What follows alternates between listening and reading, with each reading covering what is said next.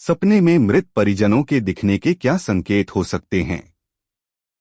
गरुड़ पुराण के अनुसार मृत परिजन सपनों के माध्यम से हमसे संपर्क करने की कोशिश करते हैं। अगर आपने अभी तक हमारे धर्मार्थ टीवी यूट्यूब चैनल को सब्सक्राइब नहीं किया तो अभी सब्सक्राइब कीजिए। चलिए करते हैं वीडियो को आरंभ। इसके अलग अलग अर्थ हो सकते हैं। आशीर्वाद देना। यदि आप पितरों को खुश या मुस्कुराते हुए देखते हैं तो इसका अर्थ है कि वे आपसे प्रसन्न हैं और उनके आशीर्वाद से आपके रुके हुए काम पूरे होंगे।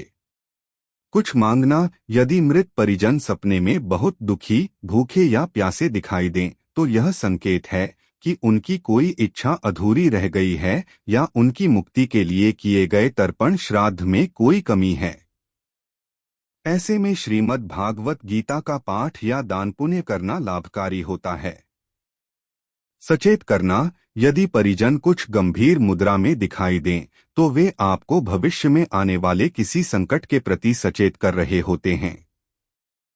अदृश्य हो जाना। यदि वे दिखाई दें और बात करने से पहले ही गायब हो जाएं तो यह जीवन में आने वाली उलझनों का संकेत हो सकता है। हमें सपने क्यों दिखाई देते हैं? गरुड़ पुराण और स्वप्न शास्त्र के अनुसार सपनों के मुख्य दो कारण हैं। अतृप्त इच्छाएं। मनुष्य के मन में बहुत सी ऐसी इच्छाएं होती हैं जो जागृत अवस्था में पूरी नहीं हो पाती। वे इच्छाएं सूक्ष्म शरीर, सटल बॉडी के माध्यम से सपनों के रूप में प्रकट होती हैं।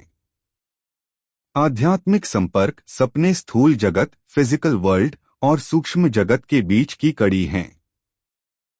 हमारी आत्मा जब शरीर की सीमाओं से परे कुछ अनुभव करती है तो उसे हम सपने के रूप में देखते हैं। गहरी नींद में आत्मा कहाँ जाती है? शास्त्रों, विशेषकर उपनिषद और गरुड़ पुराण के संदर्भों के अनुसार नींद की अलग अलग अवस्थाएं होती हैं। स्वप्न अवस्था, ड्रीम स्टेट। इस दौरान जीवात्मा का वास मनुष्य के कंठ, गले में होता है। यहाँ आत्मा मन के साथ मिलकर कल्पनाओं का संसार रचती है। सुषुप्ति, डीप स्लीप। जब हम गहरी नींद में होते हैं तब जीवात्मा हृदय के आकाश, ब्रह्मपुर में प्रवेश कर जाती है।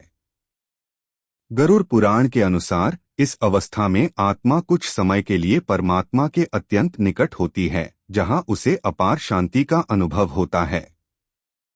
यही कारण है कि गहरी नींद के बाद जागने पर हम तरोताजा महसूस करते हैं।